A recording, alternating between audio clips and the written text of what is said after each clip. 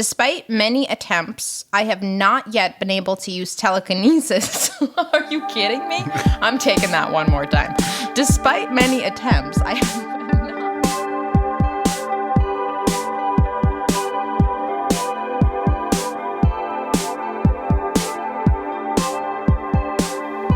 This is Season 2, Episode 2 of First Person Present.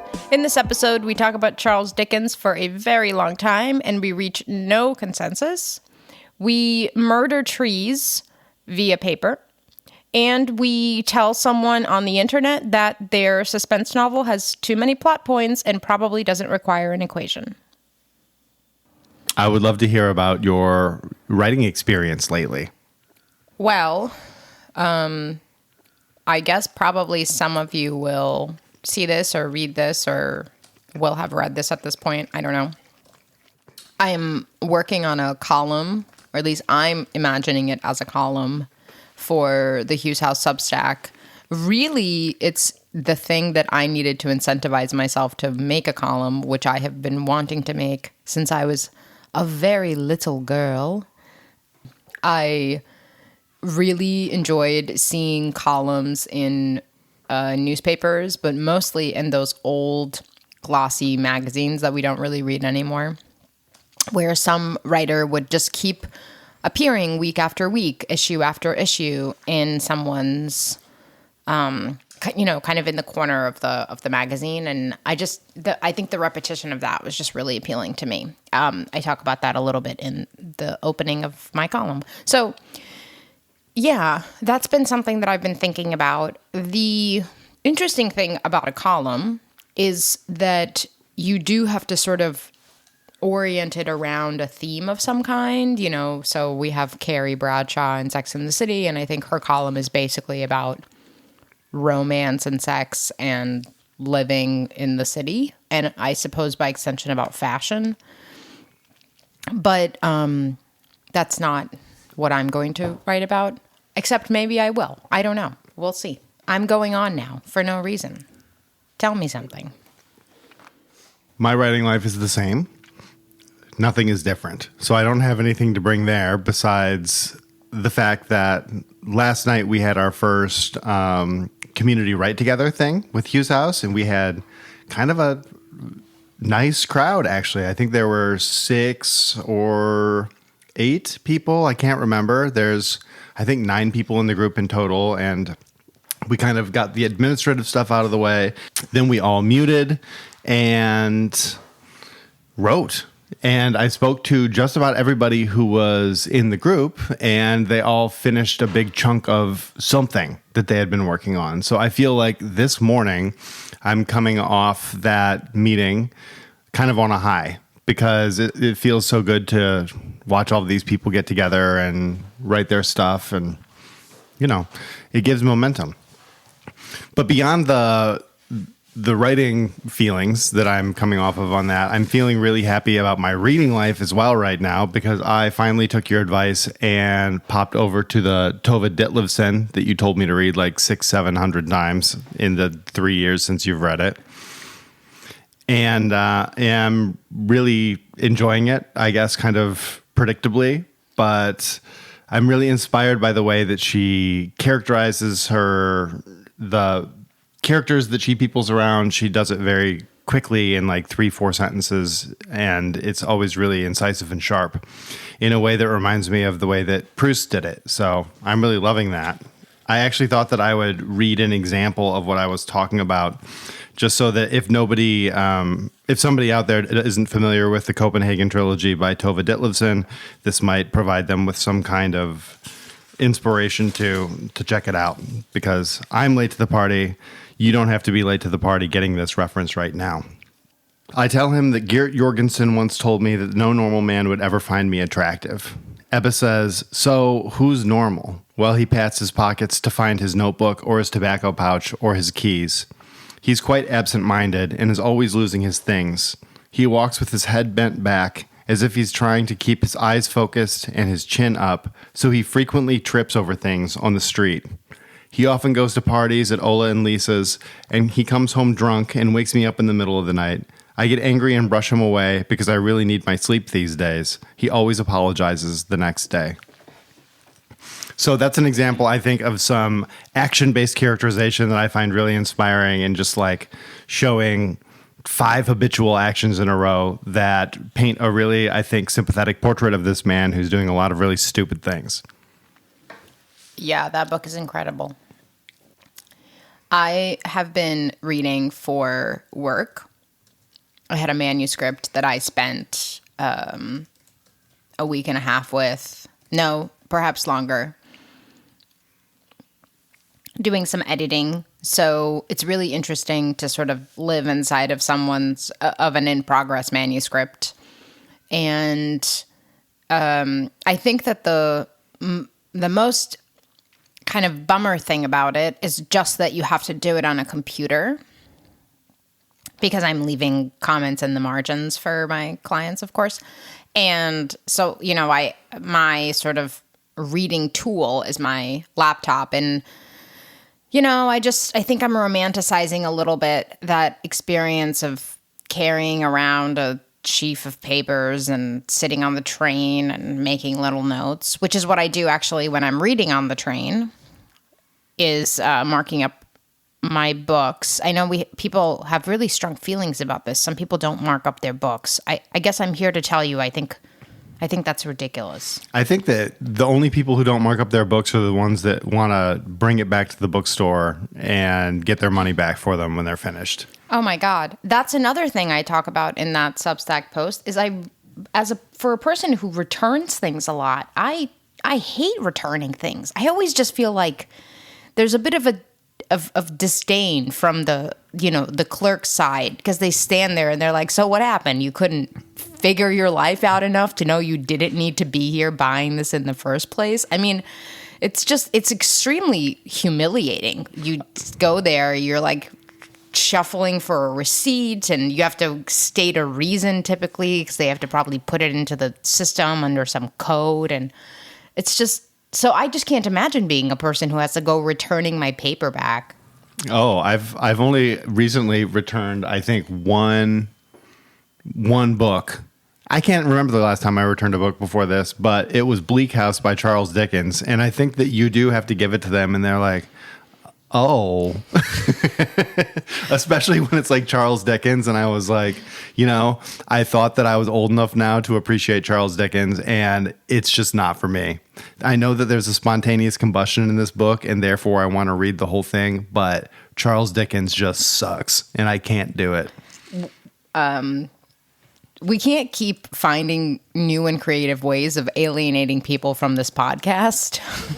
I want to remind this episode's you. going to be titled "Charles Dickens Sucks." I think that there are worse ideas, but this is in the top 3. If you love Charles Dickens, please record a voice memo, send it to us about how amazing he is, and we will personally take you down in the second section of one of these following episodes. Mark these words. In the most Swiss way possible, I truly have no allegiance to this. I have no problem with Charles Dickens. I read, I don't remember which one I read, but I did read it, which is a bad sign. It's a bad sign that it was a forgettable experience for me. But I didn't have much of an issue with Dickens. It wasn't very memorable, I suppose. I remember in high school, we did Great Expectations, and in high school, I didn't do anything. So I guess I did do something. I read the SparkNotes instead of reading the book, and I found the SparkNotes to be extremely compelling.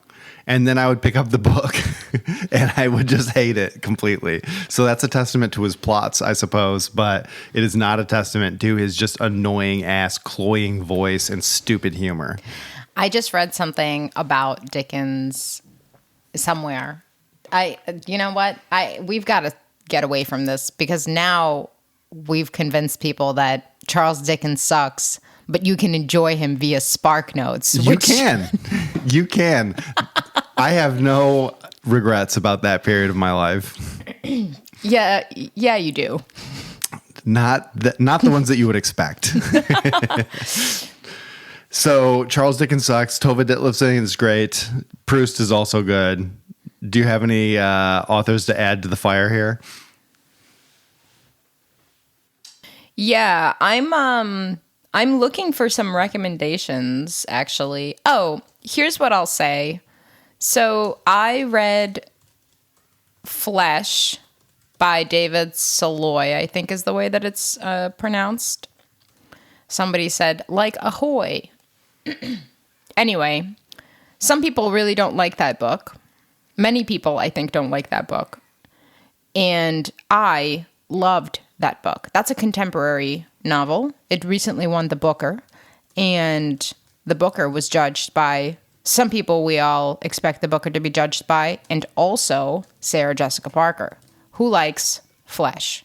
So, and had a column as the character Carrie Bradshaw in the show Sex and the City.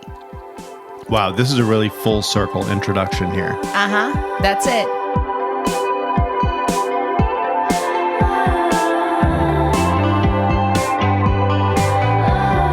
Traffic swarms like bees against the banks. Glass half theirs. Glass half theirs.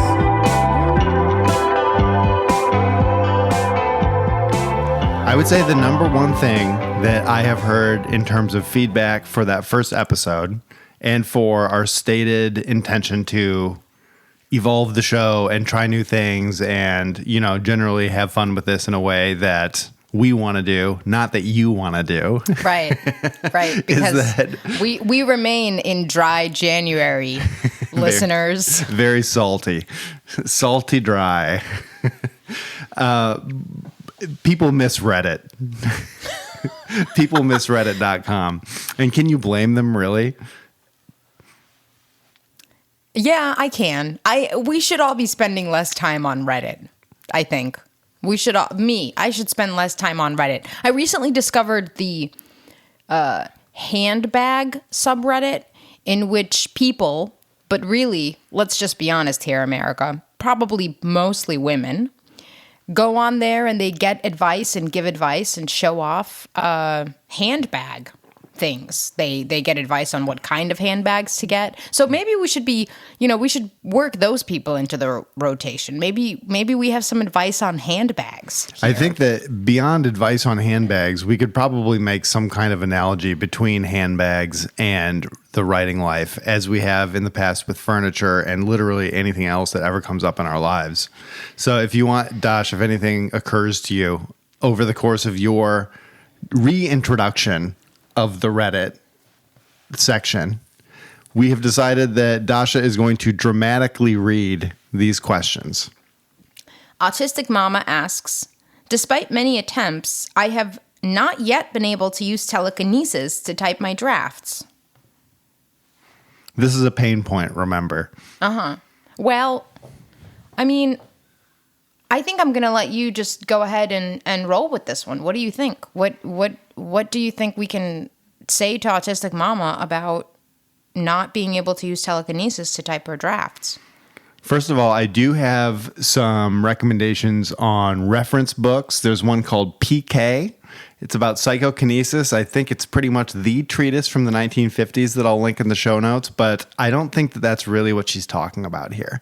Despite my strange knowledge of the paranormal literature corpus, I think what she's trying to say is that she writes by hand and dislikes the process of typing that into the computer. So once again, full circle moment here. What you were talking earlier about your manuscript consultation and wishing that you could work on paper more frequently rather than via the computer.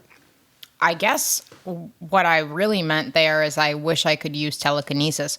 Just as a side note here, there is a subreddit on telekinesis. So there are people that are trying to figure out how to use telekinesis. So Autistic Mama, if in fact we are not here deriving a metaphor and you have a genuine issue here, I recommend the good folks over at r/telekinesis. But there's a lot to be learned. There remains a lot to be learned. I wish that we could put in the X-Files theme music right there. Oh my God, I'm doing it. Great. It's been one of my ambitions to develop a soundboard to use during this podcast, but that has to wait until another time. Yeah. I would work in the influences of Pitbull if you're interested in that.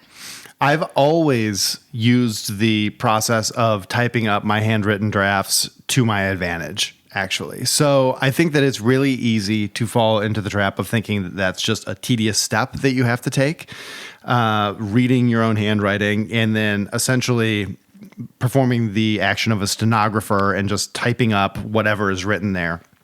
I wouldn't advise thinking of it that way, actually. I think that it provides an opportunity to do like an intermediary draft between what occurs on the page and what you want to put on the computer for your first draft, your first real draft, if you want to call that, or your second draft. I don't know. Everyone has different naming conventions for the number of draft that they're on. But I consider my handwritten draft to be like my draft 0.3. I consider my first typed draft to be my true first draft. And then I'm generally doing some level of interpretation with my handwriting, putting it onto the computer and changing that some. So I do make a pass where I act as a stenographer and just type literally exactly what's there. But I will always, while I'm doing that, pause, revise, add things, take things away, so that what ends up being the first computerized draft doesn't oftentimes resemble even that closely what was on the page. So I have probably referenced her before already on this show. I'm sorry if I have. But very famously, Lauren Groff, the extremely prolific writer. I mean, that woman is just, she's got him never not publishing something. She knocks him down. She knocks him down. Is that a bowling reference, by the way? Sure. Okay. I was always curious about ye old Americans. Lauren Groff writes everything out by hand, her first draft by hand, and then I think just throws it in the garbage. Maybe she ceremoniously burns it. I don't know. That's what Mariah Carey did with her diaries when she was going through a mental breakdown. But Lauren Groff gets rid of that initial rough draft that's on paper and goes and either types up or writes by hand again that same story, either in novel form or in short story, with the sort of intention of only keeping what feels important to her, what's stuck in her mind from the initial draft, right? So that's a very extreme form of that. I know many writers who write longhand and then type up, as you're saying, like a stenographer. I read over the longhand and make edits and then type that up. So I do a little bit of an edit on that initial longhand before I type it back up. But my approach is kind of similar, and I advocate for that process 100%. Now that I'm thinking about it, I think that I even do a little draft on the paper before I start typing it, where I'll read it through on the page. I'll do like my hand editing, crossing things out, putting little stars in, and then starring again later on the page and writing a sentence that I want to add in there and stuff like that. So that by the time that I have my first computerized draft, I'm actually considerably further along than if I had just sat down on my computer and written on the Word document or whatever I'm using at that time. Do you ever just write straight into Word? So I was just about to say, because I think some people will hear this and think these people are idiots and they're going to waste their entire life typing and retyping things. Why don't you just go straight to the computer? I have done that as well. And I think it does really vary from project to project. I have an essay that I'm in the midst of that I'm going to have a conversation with Josh Boardman, CEO and founder of Hewes House. But not in that capacity, I hope. I'm going to have a conversation with him about a recent draft of an essay, a lengthy essay. And that essay exists mostly typed up on a computer. I took some notes and retyped them from my old journals and things like this. So, some things are stitched in there that are longhand or longhand inspired, but I definitely have moments of wanting to get something down, not forget it, for my hands to move faster than my brain, and that's what the computer's for.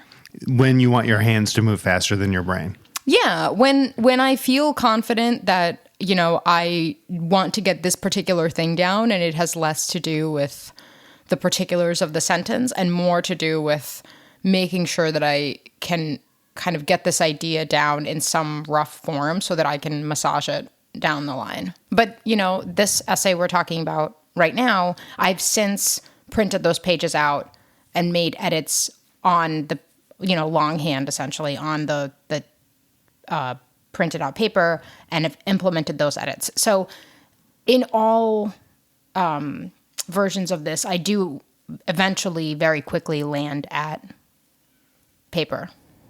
Yeah, paper's a huge part of both of our processes. Tree murderers, all of us. Tree murderers, yeah.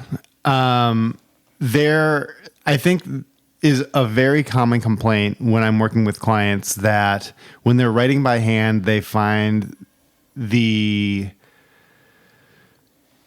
problem that they can't write as quickly as they can think. So they feel frustrated because they're, 2 sentences ahead or whatever in their brain, and they want to be writing what their brain is doing at that given time. And when they're writing by hand, it forces them to slow down and really I don't know if I would say take their time, because you can, doctors scribble extremely quickly and there's a shorthand and you can write by hand very quickly, but not as quickly as you can type. That's true. So for me, I use the paper because I think it forces me to consider every word a little bit more carefully. Maybe that's the case. Sometimes I feel that I'm forced to consider every word more carefully when I'm on the computer, but I'm curious what you think is the difference between those two things, because I think that what I'm trying to say right now is that I have suspicion that it's not actually just a speed issue when you're writing on the paper. I think that it also just has to do with probably with sort of almost the atmosphere of having to write longhand. It's so, I don't know, it feels so performative nowadays, right? It's not, the computer seems so intimate to me. It seems so private, right? Everyone has a computer. Everyone's always typing or into their phones or into their computers, whereas there's something kind of strange and vulnerable to me about writing something on a page, because people can just kind of lean over and look. Or, you can accidentally leave your notebook and someone can see it, or it just kind of sits there on this, it's exposed. It just sits there on, your words just sit there on that page. Whereas your typed, words are hidden often behind some sort of a password or in some sort of a folder. So I'm kind of just thinking right now about this, because I was sitting in a cafe the other day and I was writing in my notebook and realizing someone was kind of sitting beside me, and my handwriting is so illegible to people. It's very small and I write script, so it's not like you can even really tell. But it is, it does feel for some reason to me more vulnerable. And that probably has an effect on the writing. S.D. Glotka writes, I'm writing a suspense novel. Character A learns about topic B in scene C, but he can't discuss topic D because it isn't introduced until scene E. This is killing me. I feel that I don't even understand what that person's saying. What's killing me, Josh Boardman, CEO and founder of Hewes House, is why you chose this question. I feel like, do we need a board for this? This should be illustrated, right? This is certainly an equation style mathematician's question regarding writing. So let's work our way through this. Sure. Can you read it again, yeah. The equation? We have character A, and he learns about topic B in scene C, but he can't discuss topic D, separate from topic B, because it isn't introduced until scene E. This sounds to me like somebody who's done a lot of planning about what's going to be included in their novel, and they have an entire world and a whole system of plot points and ideas that they don't have on paper yet, and they're struggling to get it on paper because they realize that there's this pesky thing called the timing of information in a novel. There's a really wonderful rule that my old friend and mentor, Peter Warren, once told me about, or he made it up, I'm not sure. But it was a fantastic observation about how information is revealed in scripts and screenplays. And he said, you can't have someone learn about something in one scene and then have that person then reiterate that thing in a separate scene just because you need another character to learn about it, right? So the example here would be if I learn that Walter has murdered another dog. Oh, God. And I have to come home to my husband and tell him that Walter has murdered another dog. So it's while you were walking him. It's while I was walking Walter, he's murdered another dog. Yeah, that sounds about right. And I have to come home and tell my husband about the fact that Walter, our dog, has murdered another dog. The audience would be receiving that information twice, right? And that's uninteresting. So what needs to happen is one scene needs to be about the information that is Walter murdering another dog, and the second scene needs to be about the conflict that I have with my husband over Walter's behavior issues, and which has ultimately led to the murdering of this dog, right? Walter's behavior issues while walking with his mother, for instance. We want to find ways, and I think this is especially true with suspense novels or suspense genre in general.